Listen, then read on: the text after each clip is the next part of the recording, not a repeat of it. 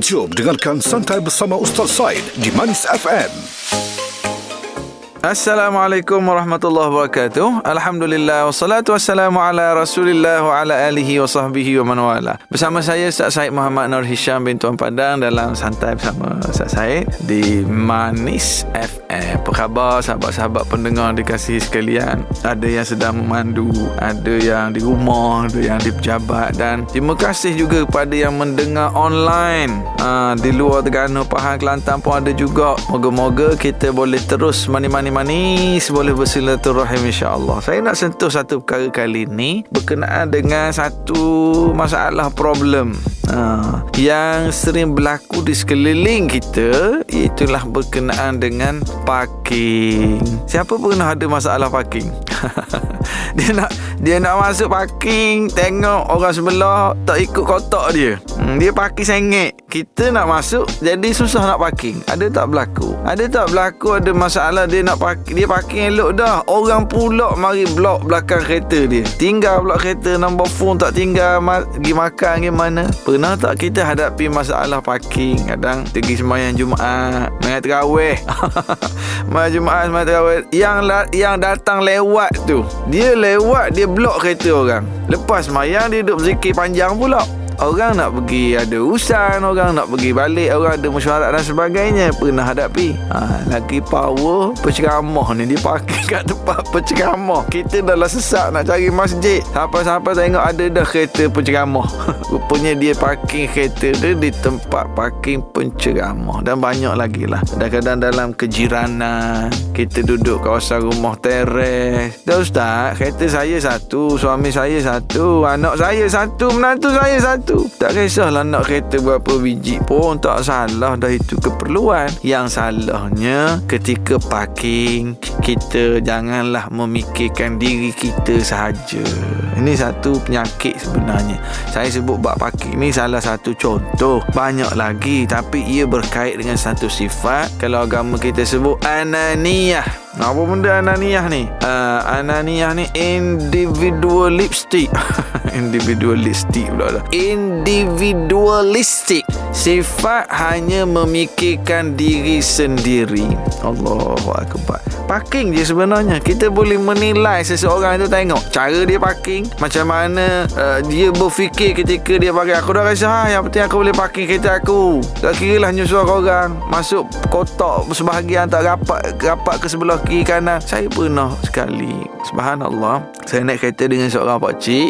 Kebetulan kami nak berhenti sembahyang Zuhur di sebuah masjid. Jadi masa nak pakcik ni drive, saya duduk sebelah, dia bawa kereta. Bila nak parking tu, ada saja lagi ruang parking kosong yang dekat dengan tangga masjid dan teduh. Jadi pakcik tadi pun pergi reverse kereta dia, masuk parking, teduh dan dekat jalan kaki nak masuk tangga masjid. Bila dia undur kereta dia, okey dah. Lepas tu saya tengok pakcik ni tengok ke side mirror.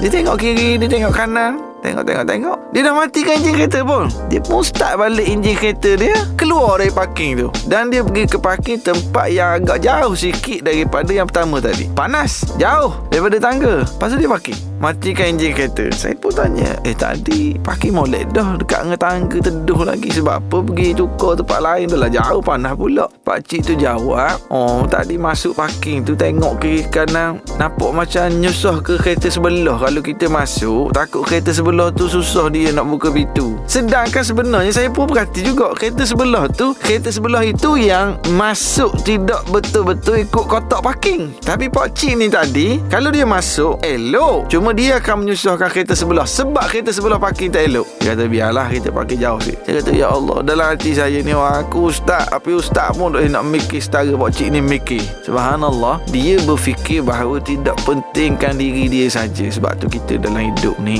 Allahu Akbar, janganlah kita duk fikir diri kita saja. Yang penting aku mudah, yang penting aku senang, tak kisahlah nyusah orang lain, tak kisahlah. Subhanallah. Lepas tu kena sama. Tak kena sama tu kita nak kata pada muka tu. Bagus tu dah sebab dia ikut dan je. Ada yang kita tengok kadang-kadang dia masuk bank, dia masuk kedai, sambil beratur, sambil duduk jengok keluar. Rupanya sebab apa? Parking ngata rawa sekali. Ngata rawa, parking ikut dan, parking ikut suka dia sahaja. Dia menyusahkan orang dan dan diri dia sendiri pun tidak tenteram. Ini penyakit tak bayar parking. Ada juga penyakit tak bayar parking. Ini penyakit.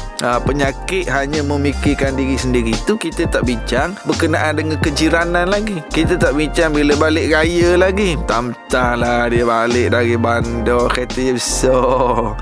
Tam-tam kereta baru pelik nombor 1 angka. Sampai ganggu pintu pagar rumah jiran, ganggu kejiranan. Ini melambangkan sifat dan sikap ataupun hati kita sendiri. Berkenaan dengan parking ini, ada kalau kita nak bercerita dalam suasana di masjid, kadang kita sembahyang Jumaat, kadang kita pergi sembahyang tarawih. Ni saya sebut contoh yang waktu kenderaan banyak. Biarlah kita terpaksa jauh sikit. Sebenarnya bila kita jauh, yalah dengan niat aku tak nak menyusahkan orang, biarlah aku jauh. Setiap langkah kita sebenarnya dikira pahala di sisi Allah. Kita nak pergi majlis ilmu, kita nak pergi ibadah sembahyang Jumaat, setiap langkah kita walaupun jauh sikit, itu dikira pahala di sisi Allah Subhanahu wa ta'ala. Dak ustaz, saya bawa ayah saya sakit jadi kena dekat. Kalau gitu kita drop. Kita dah bawa ayah, bawa emak, drop kat masjid, kita hak pergi parking jauh sikit,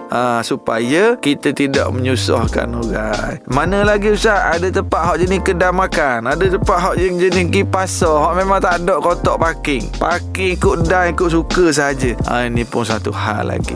Ia sebenarnya walaupun saya sebut bab parking saja ni, tapi kita nak kait dengan pelbagai keadaan. Bab tak bayar, bab blocking orang, bab kawasan rumah, balik kepada sifat tadi sebenarnya. Sifat ananiah, sifat individualistik. Parking hanya satu contoh, tapi sebenarnya dalam kehidupan, keadaan dekat pejabat, tempat kerja, ada tak kat tempat kerja kita orang hak jenis tak mikir orang lain? Ada tak? Ada.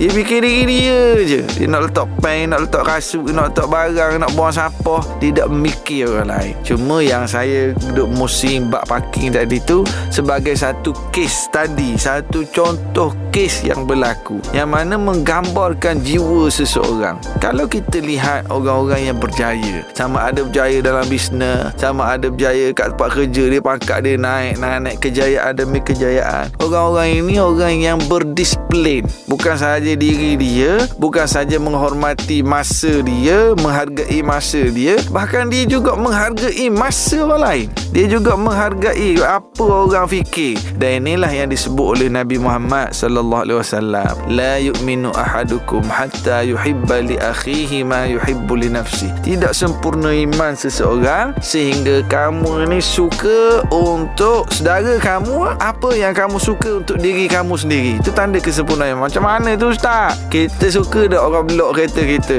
Tak.